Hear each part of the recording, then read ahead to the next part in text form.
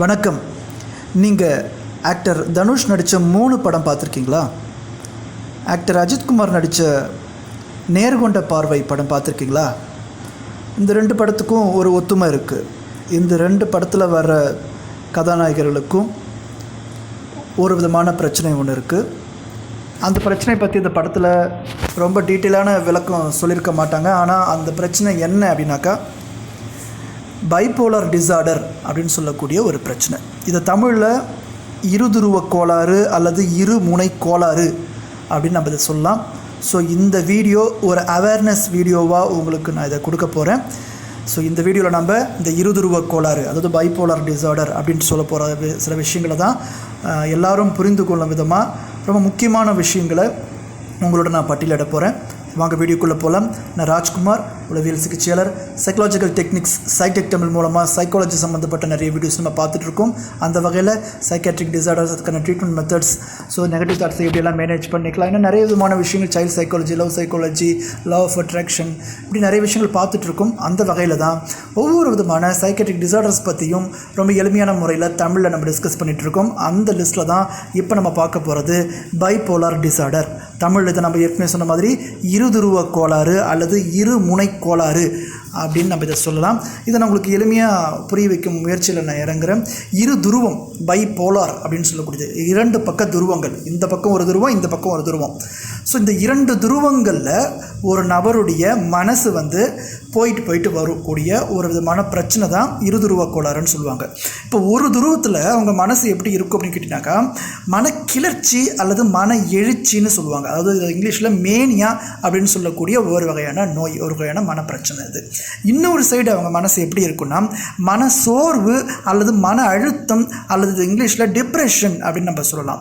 அதாவது ஒரு நபருடைய மனசானது ஒன்று மேனியா ஸ்டேட்டில் இருக்கும், இல்லை இன்னொன்று டிப்ரெஷன் ஸ்டேட்டில் இருக்கும். அதாவது ஒன்று மன எழுச்சி ஸ்டேட்டில் இருக்கும், இல்லைனாக்கா மன அழுத்தம் ஸ்டேட்டில் இருக்கும். ஒன்று மனம் எழும்பியோ அல்லது மனம் டவுன் ஆகியோ, உணர்ச்சிகள் டவுன் ஆகியோ இருக்கும். ஸோ 2 வகையான போலார்ஸ், 2 வகையான துருவங்கள், 2 பக்கான முனை, ஒன்று இந்த சைடு இல்லை இந்த சைடு, ஒன்று அதிகப்படியான சந்தோஷம் இல்லை அதிகப்படியான துக்கம். ஸோ இந்த மாதிரியான மனசு மாறி மாறி இருக்கிறது ஒரு குறிப்பிட்ட கால அளவு அவங்களோட மனசு மேனியாவிலையோ அல்லது குறிப்பிட்ட கால அளவு அவங்களோட மனசு டிப்ரெஷன்லையோ மாறி மாறி இருக்கக்கூடிய ஒன்று தான் பைபோலார் டிஸார்டர் அப்படின்னு சொல்லக்கூடிய ஒன்றா உளவியலில் கருதப்படுது. ஸோ இந்த அவேர்னஸ் வீடியோவில் முக்கியமாக நீங்கள் கவனிக்க வேண்டியது என்னென்னா, அவங்களுடைய பிஹேவியர், அவங்களுடைய பழக்க வழக்கம்னு சொல்கிறதோ, அவங்களோட தூக்கத்தில் மாறுபாடு ஏற்பட்டுச்சுனாலோ அல்லது அவங்களுடைய வாழ்க்கை முறை லைஃப் ஸ்டைலில் சில சேஞ்சஸ் ஏற்பட்டுச்சுனாலோ அது பைபோலார் டிஸார்டராக இருக்கிறதுக்கான வாய்ப்புகள் இருக்குது. இப்போ இந்த மன கிளர்ச்சி, மன எழுச்சி, மேனியா அப்படின்றத பற்றியும், மன சோர்வு, மன அழுத்தம், டிப்ரெஷன் அப்படின்றத பற்றியும் கொஞ்சம் விரிவாக நம்ம பார்க்குறதுக்கு முயற்சி பண்ணலாம். மேனியா, அது மன எழுச்சி அப்படின்னா என்ன அப்படின்னாக்கா, இந்த மாதிரியான ஒரு நிலையில் மனசு, அதோடைய உணர்ச்சிகள் ரொம்ப மேல் எழும்பி காணப்படும், ரொம்ப உயர்வாக இருக்கும். மனிதர்கள் ரொம்ப உற்சாகமாக இருப்பாங்க மேனியாவில். உணர்ச்சிகள் ரொம்ப அதிகமாக இருக்கும், ரொம்ப அதிகமான அளவுக்கு துருதுருப்பு, ஆக்டிவிட்டி, ஓவர் சுறுசுறுப்பு வழக்கத்தை காட்டிலும் ரொம்ப அதிகமாக இருக்குது. ஒரு நார்மல் மனுஷன் செய்கிறத விட ரொம்ப அதிகமான சுறுசுறுப்பும் ஆக்டிவிட்டியும் பேச்சும் அதிகமான குழப்பமும் அதிகப்படியாக உடனடியாக சீக்கிரமே எரிச்சல் அடைகிறது, உணர்ச்சி வசப்படுறது, நிறைய பணம் செலவு பண்ணுறது, எதுக்கு பணம் செலவு பண்ணுறதுன்னு தெரியாமல் ரொம்ப அதிகமாக கடன் வாங்கியெல்லாம் செலவு பண்ணுறது, பொறுப்பற்ற முறையில், பாதுகாப்பற்ற முறையில் உடலுறவு வச்சுக்கிறது, செக்ஷுவல் ஆக்டிவிட்டீஸில் ஈடுபடுறது, இந்த மாதிரியான விஷயங்கள், பேசிக்கான சில சிம்டம்ஸ் நான் உங்களுக்கு பட்டியலிட்டிருக்கேன். இதெல்லாம் மேனியாவுக்கான அறிகுறி. மேனியாவில் எப்படி இருப்போம் மேனியாவில் மனசு எப்படி இருக்குன்னா, ரொம்ப உயர்வாக எழுந்து காணப்படும், ரொம்ப தன்னம்பிக்கையாகவும் ரொம்ப அதிகமாகவும் ரொம்ப உற்சாகமாகவும் இருக்கக்கூடிய ஒரு வகையான மனநிலை. இந்த மாதிரி மனநிலையை தான் நம்ம மேனியா அப்படின்னு சொல்கிறோம். ஸோ பைபோலரில் மேனியா ஸ்டேட்லேயும் இருப்பாங்க. ஒரு குறிப்பிட்ட கால அளவுக்கு அப்புறம் அது டிப்ரெஷனாக மாறுறதுக்கும் வாய்ப்பு இருக்குது. ஒரு முனை மேனியா, இன்னொரு முனை டிப்ரெஷன். ஒருவேளை அவங்க டிப்ரெஷனுக்கு போகிறாங்க அப்படின்னா அவங்களுடைய சிம்டம்ஸ் என்னெல்லாம் இருக்குன்னா, சோகமாக இருப்பாங்க, தாழ்ந்த ஒரு மனநிலையில் இருப்பாங்க, தாழ்வு மனப்படத்தில் இருப்பாங்க, மனசு ரொம்ப டவுனாக காணப்படும், ஒரு வெறுமை, ஒரு வெறுப்பு, ஒரு விரக்தி, ஒரு தன்னம்பிக்கையற்ற நிலை, வேலை செய்கிறதுல இன்ட்ரெஸ்ட் இல்லாமல் போகிறது, ஏற்கனவே செஞ்சுட்டு இருந்த வேலையில் முந்தி இருந்த அளவுக்கு ஒரு ஈடுபாடு இல்லாமல் போகிறது, ரொம்ப மந்தமாக ஸ்லோவாக டல்லாக காணப்படுறது, தூக்கம் குறைஞ்சி போகிறது இல்லை தூக்கம் ஓவர் ஆகிடுறது, கான்சன்ட்ரேஷன் மெமரி குறைஞ்சி போகிறது, கவனம் குறைஞ்சி போகிறது இல்லை கவனம் ஓவர் அதிகமாகிடுறது. ஸோ இந்த மாதிரியான சில மாறுபாடுகள் ஏற்படும், மறதி ஏற்படுறது. பசியும் பார்த்திங்கனாக்கா ரொம்ப கம்மியாகிடுறது இல்லைன்னா பசி அதிகமாகிடுறது, முக்கியமாக போகிற கான்சன்ட்ரேஷன் இருக்கும். ஸோ வாழவே பிடிக்கல, ஏன் வாழணும், வாழ்க்கையை முடிச்சுக்கலாம், இந்த மாதிரியான சிந்தனைகள் ரொம்ப என் பிரச்சனைகள் தீராது, தீர்வே கிடையாது, இந்த மாதிரியான எண்ணங்களும் அறிகுறிகளும் காணப்படுறது தான் பார்த்திங்கன்னா டிப்ரெஷன் பற்றி நிறைய வீடியோஸ் நம்ம பார்த்துட்ருக்கோம். நான் மறுபடியும் உங்களுக்கு சுருக்கமாக சொல்கிறதுக்கு முயற்சி பண்ணுறேன். பைப்போலார் என்பது 2 வகையான கோளாறு, இரு துருவ கோளாறு, இரு துருவங்களுடைய கோளாறுன்னு சொல்லக்கூடியது. ஒரு பக்கம் அவங்களுடைய மனசு மேனியால் இருக்கும், அப்படியே மாறி இன்னொரு பக்கம் டிப்ரெஷனுக்கு போகும், மறுபடியும் மேனியாக்க போகும், மறுபடியும் டிப்ரெஷனுக்கு போகும். இதில் நிறைய வகையான வகைகள் இருக்குது, அவைகளை பற்றி நம்ம இன்னொரு வீடியோலையும் பார்க்கலாம். ஸோ இப்போ நீங்கள் இருதுருவ கோளாறு அப்படின்னா என்னன்றதை பற்றி புரிஞ்சுக்கிட்டீங்க அப்படின்னு நான் நம்புகிறேன். இன்னும் கொஞ்சம் டீப்பான விஷயங்கள் பற்றி பார்ப்போம். இல்லை பைப்போலர் 1 அண்ட் பைப்போலர் 2 அப்படின்னு சொல்லி நம்ம 2ஆக பிரிக்கலாம். பைப்போலர் 1 பொறுத்த வரைக்கும் பார்த்தீங்கன்னாக்கா இதோடைய வேரியேஷன் எப்படி இருக்குன்னாக்கா 100ல் ஒருத்தர் பாதிக்கப்படுறதுக்கு வாய்ப்பு இருக்குது அப்படின்னு சொல்கிறாங்க. இதே பைப்போலர் 2 அப்படின்னு பார்த்தீங்கன்னாக்கா ஒரு நடுத்தரமான அளவு அறிகுறிகளை கொண்ட நிலை. இதில் பார்த்தீங்கன்னா 100ல் 4 பேருக்கு பாதிக்கப்படுறதுக்கு வாய்ப்புகள் நிறைய இருக்குது அப்படின்னு சொல்லி கூட புள்ளி விவரங்கள் சொல்லுது. ஸோ இந்த நோய் அளவில் இருக்கா அப்படின்றத நம்ம எப்படி கண்டுபிடிக்கலாம்?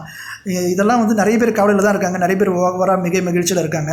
அப்போ இவங்க நோயில் தான் இருக்காங்களா இல்லை சாதாரணமாக இருக்காங்களா, நீ எப்படி கண்டுபிடிக்கிறது அப்படின்னாக்கா இது கரெக்டான இந்த மாதிரியான சேஞ்சஸ் மூடில் மனசில் உணர்ச்சிகளில் உணர்வுகளில் சேஞ்சஸ் ரொம்ப வேரியேஷன்ஸ் இருந்துச்சு அப்படின்னா நிச்சயமாக சைக்காட்ரிஸ்ட்டை பார்க்கணும். சைக்காட்ரிஸ்ட்டை பார்த்து அவங்கக்கிட்ட கலந்து ஆலோசிக்க வேண்டியது ரொம்ப ரொம்ப முக்கியம். உங்கள் குடும்பத்திலையோ அல்லது உங்களுக்கு வேண்டிய உங்களோட பணிபுரியோ அல்லது உங்களுடைய நண்பரோ இருக்காங்கன்னா நிச்சயமாக ஒரு மனநல மருத்துவரை அணுகி அவங்கக்கிட்ட இந்த நபரை காமிச்சு அவங்க கரெக்டான விஷயங்களை டெஸ்ட் பண்ணுறது மூலமாக இது நோய் அளவில் இருக்கா அப்படின்றது நம்ம ஈஸியாக நம்ம தெரிஞ்சுக்க முடியும். ஒரு அளவில் என்ன நினைது நோய் தான் அப்படின்னு ஒரு மனநல மருத்துவரால் கண்டுபிடிக்கப்பட்டுடுச்சு அப்படின்னா என்ன பண்ணலாம்னா நிச்சயமாக சிகிச்சை தேவைப்படுது. சிகிச்சை அப்படின்னும் போது இதுக்கும் என்ன விதமான மருந்துகள் கொடுக்கலாம் அப்படின்றத பார்த்தீங்கன்னாக்கா மூட் ஸ்டெபிளைசர் இல்லை ஆன்டி சைக்கோட்டிக்ஸ் இல்லைனாக்கா ஆன்டி டிப்ரெஷன்ஸ்னு சொல்லக்கூடிய எந்த வகையான மருந்தாக இருந்தாலும் அதை மனநல மருத்துவர் தான் முடிவு பண்ணணும். எந்த அளவுக்கு எந்த விதமான மருந்து கொடுக்கணும், எவ்வளோ கால அளவு கொடுக்கணும், எவ்வளோ நாளைக்கு இது நீடிக்கணும், எப்பெல்லாம் இதை மாற்றணும், எப்பெல்லாம் வரணும், எப்பெல்லாம் இந்த சேஞ்சஸை கொண்டு வரணுன்ற எல்லா விதமான முடிவு எடுக்கக்கூடிய எல்லா அதிகாரமும் மனநல மருத்துவருக்கு மட்டும்தான் உண்டு. நம்மளுடைய உறவினர் சொல்கிறாங்க, நம்மளுடைய தெரிஞ்சவங்க சொல்கிறாங்க, மருந்து சாப்பிட்டா கெட்டதுன்னு சொல்கிறாங்கன்னு சொல்லிட்டு யாரோ ஒருத்தவங்க சொல்கிறாங்கன்றதுக்காக மருந்தை பாதியில் விடுறதோ இல்லை மருந்தை உங்களுடைய விருப்பத்துக்கு ஏற்ற மாதிரி மாற்றி போடுறதோ முற்றிலும் தவறான விஷயமாக கருதப்படுது. ஸோ நம்ம டாக்டர்னு பார்த்துட்டோம், அவங்க கண்டிப்பாக பார்த்தீங்கன்னாக்கா இருதுருவ கோளாறு இருக்குது, இருமுனை கோளாறு இருக்குது, பைப்போலார் டிசார்டர் இருக்குதுன்னு முடிவு பண்ணிட்டாங்கன்னா இது சிகிச்சைக்கு உட்படுத்தி தான் ஆகணும். அதற்கான மருத்துவத்தையும் அதுக்கான மருந்து என்ன கொடுக்கலாம், எவ்வளோ கால அளவு கொடுக்கலான்றத மனநல மருத்துவர் மட்டுமே முடிவெடுக்க முடியும். அவர் தான் ஆரம்பித்தார் மருந்தை, அவர் தான் நிறுத்தணும், அவர் தான் குறைக்கணும், அவர் தான் மாற்றணும். எது ஒன்றையுமே அவர்கிட்ட நீங்கள் பார்க்குற டாக்டர்கிட்ட கேட்டு செய்ய வேண்டியது மட்டும்தான் ரொம்ப ரொம்ப முக்கியமான ஒரு விஷயமா இருக்கும். இதுதான் பார்த்தீங்கன்னாக்கா ஃபஸ்ட்டு ஸ்டெப்பாக கருதப்படுது. ஸோ இது எப்படிலாம் சமாளிக்கலாம், என்ன மாதிரியான மேனேஜ்மெண்ட்லாம் இருக்குது அப்படின்னாக்கா அவங்களோட பிஹேவியர், அது பழக்க வழக்கம், எண்ணங்கள், உணர்வுகள், உணர்ச்சிகள், இந்த விஷயங்கள் பார்த்தீங்கன்னாக்கா ரொம்பவும் ஏற்றமாகவும் இறக்கமாகவும் சேஞ்ச் ஆகிட்டே இருக்கிறதுக்கு வாய்ப்புகள் இருக்குது. ஸோ இதை கரெக்டாக ஐடென்டிஃபை பண்ணணும் அப்படின்னாக்கா நான் ஏற்கனவே சொன்ன மாதிரி இந்த டிப்ரெஷனுக்கும் மேனியாக்கும் இருக்கக்கூடிய டிஃப்ரென்ஸை நான் ஏற்கனவே சொல்லியிருக்கேன். இருந்தாலும் எப்படி எல்லாம் இந்த சேஞ்சஸ் உருவாகுதுன்றது இன்னும் எளிமைப்படுத்துறதுக்கு நான் உங்களுக்கு முயற்சி பண்ணுறேன். இப்போ டிப்ரெஷனில் இருக்காங்க, மனசோர்வில் இருக்காங்க, ஓகேங்களா? மனசோர்வில் இருக்காங்கனாக்கா எப்படி இருக்கும், சந்தோஷம், ஹாப்பினஸ் குறைஞ்சிருக்கும். இதுவே அவங்க மேனியாவில் இருக்காங்கனாக்கா ஹாப்பினஸ் அதிகமாக இருக்கும். டிப்ரெஷனில் இன்ட்ரெஸ்ட் குறைஞ்சிருக்கும், மேனியால் இன்ட்ரெஸ்ட்டு ரொம்ப அதிகமாக இருக்கும். டிப்ரெஷனில் பயமும் கவலையும் பதட்டமும் கலந்துருக்கும், ரொம்ப அதிகமாக இருக்கும்.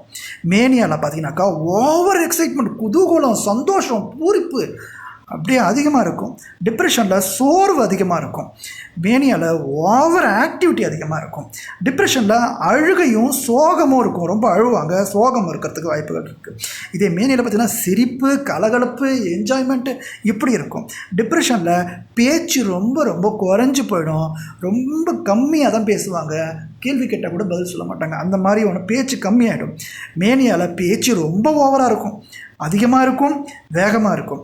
டிப்ரெஷனில் நம்பிக்கை ரொம்ப குறைஞ்சி போய் ஏன் வாழணுன்ற லெவலுக்கு குறைஞ்சி போயிருக்கும். மேனியாவில் பார்த்தீங்கன்னாக்கா தன்னம்பிக்கை ரொம்ப அதிகமாக இருக்கும். என்னால் எல்லாமே சாதிக்க முடியும், என்னால் எல்லாமே செய்ய முடியும், எல்லாரை விட நான் சிறந்தவன், பெஸ்ட்டு, கிராண்டியோசிட்டின்னு சொல்லக்கூடிய ஒரு நிலை, அந்த மாதிரி நிலைக்கு போயிடும். பாருங்கள், டிப்ரெஷனுக்கும் மேனியாக்கும் எத்தனை விதமான வேரியேஷன்ஸ், எத்தனை விதமான வித்தியாசங்கள் இருக்குது. ஸோ இது ஒரு துருவம், அது ஒரு துருவம் அவங்க டிப்ரெஷனாக போகிறதுக்கு நான் இதுக்கு வாழறேன், என்ன தகுதி இல்லை அப்படின்னு தன்னை தாழ்த்திக்கிட்டு ஒரு தாழ்மையான மனநிலைக்கு போய் ஒரு குறிப்பிட்ட கால அளவு இருப்பாங்க. ஒரு குறிப்பிட்ட கால அளவுக்கு அப்புறம் என்னால் எல்லாமே சாதிக்க முடியும், என்னால் எல்லாமே செய்ய முடியும், நான் எதை வேணால் பண்ணிவிடுவேன், நான் எல்லாத்தையும் சாதிக்க பிறந்தவன்ற மாதிரியான பேச்சு, ஓவர் சந்தோஷம், ஓவர் ஆக்டிவிட்டிக்கு போகிறதுக்கு வாய்ப்பு இருக்குது. அது மேனியா ஸ்டேட். ஸோ இந்த மாதிரி அவங்களுடைய மூட் சேஞ்ச் ஆகிட்டே இருக்கிறது தான் பைப்போலார் அப்படின்னு சொல்லக்கூடிய இருதுருவ கோளாறு அப்படின்னு சொல்லக்கூடிய நிலை. உங்களுக்கு இது ஒரு அவேர்னஸ் வீடியோ, நான் ஏற்கனவே சொல்லியிருக்கேன். உங்களுக்கு இதை பற்றிய ஒரு தெளிவை ஏற்படுத்துறதுக்கான ஒரு வீடியோ தான் இது. இப்போ இவங்களுக்கு வேறு எந்த விதமான ஹெல்ப் பண்ணலாம், எப்படி ஐடென்டிஃபை பண்ணலாம், டாக்டர் தான் ஐடென்டிஃபை பண்ணுவார். என்ன மாதிரி ட்ரீட்மெண்ட் கொடுக்கலாம், அது டாக்டர் தான் முடிவு பண்ணுவார். அப்போ நாம் என்ன பண்ணணும், நாம் செய்ய வேண்டிய கடமை என்ன? ஸோ இந்த மாதிரியான பிஹேவியரில், மூடில் சேஞ்சஸ் இருக்கான்றதை ஐடென்டிஃபை பண்ணும்போது அவங்களுக்கு எப்படியெல்லாம் உதவி பண்ண முடியும். இப்போ அவங்க ட்ரீட்மெண்ட் கொடுத்தாச்சு, ட்ரீட்மெண்ட் போயிட்டுருக்கு, மெடிசின்ஸ் போயிட்டுருக்கு. இப்போ வீட்டில் இருக்கிற நாம் அவங்ககிட்ட எப்படி நடந்துக்கணும், எப்படிலாம் அவங்களுக்கு ஹெல்ப் பண்ணலாம், என்னெல்லாம் செய்யலாம் அப்படின்னு பார்த்தாக்கா, நிச்சயமாக அவங்களோட அமைதியாக பேசுகிறதுக்கு முயற்சி பண்ணணும். ஏன்னா அவங்க மூடில் நிறைய சேஞ்சஸ் ஏற்பட்டுக்கிட்டே இருக்கும். அவங்க வேகமாக பேசினாலும் நான் வீட்டில் இருக்கிற அவங்க மனைவியோ இல்லை அவங்க கணவரோ அவங்க பிள்ளைங்களோ அவங்களோட உறவினரோ அவருக்கு ஈக்குவலாக வாக்குவாதம் பண்ணுறது, சத்தம் போட்டு பேசுகிறது, உணர்ச்சி வசப்பட்டு பேசுகிறது, அவர் கேட்குற கேள்விக்கெல்லாம் உடனே டான்டான பதில் சொல்லிகிட்டு இருக்கிறது, இந்த மாதிரி விஷயங்களை முற்றிலுமாக தவிர்த்துட்டு பொறுமையாகவும், அவர் வேகமாக பேசினாலும், அவர் உங்களை குறை சொன்னாலும், அவர் கத்தினாலும், அவர் உணர்ச்சி வசப்பட்டு நடந்துக்கிட்டாலும் நீங்கள் அமைதியாகவும் பொறுமையாகவும் இருந்து அவருக்கு சரியான முறையில் மருந்து கொடுக்க வேண்டியதும், டாக்டர்கிட்ட கொண்டு போய் டாக்டர் சொல்கிறப்ப கரெக்டாக கொண்டு போய் காட்ட வேண்டியதும் ரொம்ப ரொம்ப முக்கியமான விஷயம். ட்ரீட்மெண்ட்டுக்கு ரொம்ப ரொம்ப ஹெல்ப்ஃபுல்லாக இருக்கணும். அது மட்டும் இல்லை, அவங்களுக்கு நிறைய விதமான வாழ பிடிக்காத, டிப்ரெஷனில் என்ன பண்ணுவாங்க, வாழ பிடிக்காத ஒரு நிலையெல்லாம் போகிறதுக்கு கூட வாய்ப்புகள் இருக்குது. அப்படி வாழ பிடிக்காத நிலையில் போகும்போது தீவிரமாக கண்காணிக்க வேண்டியது ரொம்ப முக்கியம். ஸோ தீவிரமாக கண்காணித்து அவங்க கூடவே இருந்து அவங்களுக்கு மெடிசின்ஸ் கொடுக்குறது, அவங்களுக்கு ஃபுட்டு கொடுக்குறது, அவங்களுடைய உணர்ச்சி மேலே எழும்புதா இல்லை கீழே இறங்குதா, டிப்ரெஷனுக்கு போதா மேனியா போதான்றதை கவனித்து, ஒருவேளை மேனியா போதுன்னா நம்ம அமைதியாக இருக்கணும். ஒருவேளை டிப்ரெஷன் போய் நான் எதுக்குமே லாய்க்கு இல்லைன்னு சொல்லி வாழ்க்கையை முடிச்சிக்கலாம் அப்படின்ற ஒரு நிலைக்கெல்லாம் அவங்க போகிறாங்கன்னா அவங்க கூடவே இருந்து அவங்களுக்கு தன்னம்பிக்கை கொடுத்து அவங்க குணமடைகிறதுக்கு ஹெல்ப் பண்ணுறதுக்கு முயற்சி பண்ணணும். முக்கியமாக எல்லா விதமான சைக்காட்ரிக் டிசார்டர் சம்மந்தப்பட்ட வீடியோஸ்லையும் நான் சொல்லப்படுற விஷயம் என்னென்னா, அவங்க வேணும்னே பண்ணுறாங்க, அவங்க நடிக்கிறாங்க, அவங்க திமிரு பிடிச்சி போய் பண்ணுறாங்க, அவங்க அகம்பாவத்தில் பண்ணுறாங்க. இந்த மாதிரி நினைப்பு முற்றிலுமாக தவறானது. அவங்க பிரெயினில் ஏற்படக்கூடிய ஹார்மோனல் சேஞ்சஸ், மூளையில் இருக்கக்கூடிய ரசாயன மாற்றங்கள், சுரப்பிகளில் ஏற்படக்கூடிய சில ரசாயன மாற்றங்களின் விளைவாக தான் இந்த மாதிரியான மனநோய்கள் ஏற்படுது. அதை தவிர்த்து பேபிசாசு வேலை, காற்று கருப்பு வேலை, இல்லை சாத்தான் வேலை, இல்லை பக்கத்து வீட்டுக்காரங்க ஏவி விட்டதோட வேலை, சொந்தக்காரங்க மனசில் நினைக்கிற புழுங்கள், அவங்களுடைய பொறாமை காரணமாக இது ஏற்பட்டு போச்சு, இந்த மாதிரியான நினைக்கிற விஷயங்கள் முற்றிலும் மூட நம்பிக்கை சம்மந்தப்பட்ட விஷயங்கள். இது உளவியல் சார்ந்து, மருத்துவம் சார்ந்து, அறிவியல் சார்ந்து இருக்கக்கூடிய விஷயம். இதை நான் உங்களுக்கு எளிமையாக குறிப்பிட்ட நேரத்துக்குள்ளே சொல்லணும்னு நான் முயற்சி பண்ணேன். உங்களுக்கு இது ஓரளவு புரிஞ்சிருக்குன்னு நினைக்கிறேன். இந்த மாதிரி அறிகுறிகள் உங்களை சார்ந்தவர்களுக்கோ உங்களுக்கு வேண்டியவர்களுக்கோ இது மாதிரி தென்பட்டுச்சுன்னா உடனடியாக அவங்கள மனநல மருத்துவர்கிட்ட கொண்டு போகிறது ரொம்ப முக்கியம். அதன் மூலமாக நோய் இருக்கா இல்லையான்னு கண்டுபிடிக்க வேண்டியது முக்கியம். சிகிச்சை கொடுக்க வேண்டியது முக்கியம். சிகிச்சையை தொடர்ச்சியாக கொடுக்க வேண்டியது முக்கியம். அது உங்களுடைய அனுமதி, டாக்டருடைய அனுமதி இல்லாமல் நீங்களே விருப்பப்பட்டு நிறுத்தக்கூடாது. சரியான முறையில் கொடுக்கறது மூலமாக சீக்கிரமே அவங்கள கொண்டு போகிறதன் மூலமாக அவங்க முற்றிலுமாக பிரச்சனையிலேருந்து வெளியே வர்றதுக்கான நிறைய வாய்ப்புகள் இருக்குது. உங்களுடைய சப்போர்ட், உங்களுடைய ஆதரவு அந்த நபர்களுக்கு ரொம்ப ரொம்ப முக்கியம், தேவை அப்படின்றத நான் இங்கே எடுத்து சொல்லிக்கிறேன். இதில் ரொம்ப பேசிக்கான விஷயங்களை மட்டும்தான் நான் உங்களுக்கு இதில் பகிர்ந்துக்கிறதுக்கு முயற்சி பண்ணேன். இது நிச்சயமாக உங்களுக்கு பயனுள்ளதாக இருக்கும்னு நினைக்கிறேன். நான் ராஜ்குமார், உளவியல் சிகிச்சையாளர், சைக்காலஜிக்கல் டெக்னிக்ஸ் சைடிக் தமிழ் மூலமாக பைபோலர் டிசார்டர் பற்றி நான் உங்களுக்கு எக்ஸ்பிளைன் பண்ண முயற்சி பண்ணிருக்கேன். ஒரு அவேர்னஸ் வீடியோ தான், பேசிக்கான விஷயங்கள் மட்டும் தான் சொல்லியிருக்கேன். இதை பற்றி தெரிஞ்சுக்கணும் அப்படின்னாக்கா நிறைய வெப்சைட்ஸ் இருக்குது, அதுக்குள்ளே நீங்கள் போய் பார்த்து தெரிஞ்சுக்கலாம். நிறைய விதமான இன்ஃபர்மேஷன்ஸ் நெட்டில் இருக்குது. முக்கியமாக நீங்கள் ஒரு டாக்டர் அணுகி அவர் மூலமாக இன்ஃபர்மேஷனை கேட்டு தெரிஞ்சுக்கிறது தான் ரொம்ப ரொம்ப முக்கியமானதும் சரியானதாகவும் இருக்கும் அப்படின்றத நான் தெரியப்படுத்திக்கிறேன். இந்த வீடியோ உங்களுக்கு பிடிச்சிருந்து அப்படின்னா லைக் பண்ணி வச்சுக்கோங்க. இது சம்மந்தப்பட்ட விஷயங்களை யாருக்காவது நீங்கள் பகிரணும் அப்படின்னு நினச்சிங்கனாக்கா நீங்கள் உங்களுக்கு ஷேர் பண்ணுங்கள். இந்த வீடியோவை பற்றி உங்களோட அபிப்பிராயத்தை சொல்லணும் அப்படின்னாக்கா நீங்கள் கமெண்ட் பாக்ஸில் கமெண்ட் பண்ணுங்கள். இந்த சேனலுக்கு வீடியோவுக்கு புதிய இருந்தாக்கா நீங்கள் சப்ஸ்கிரைப் பண்ணி வச்சுக்கோங்க. ரெட் பட்டன் அழுத்தி சப்ஸ்கிரைப் பண்ணி வச்சுக்கோங்க. பெல் பட்டனை கிளிக் பண்ணிக்கோங்க. தேங்க்யூ ஃபார் வாட்சிங்.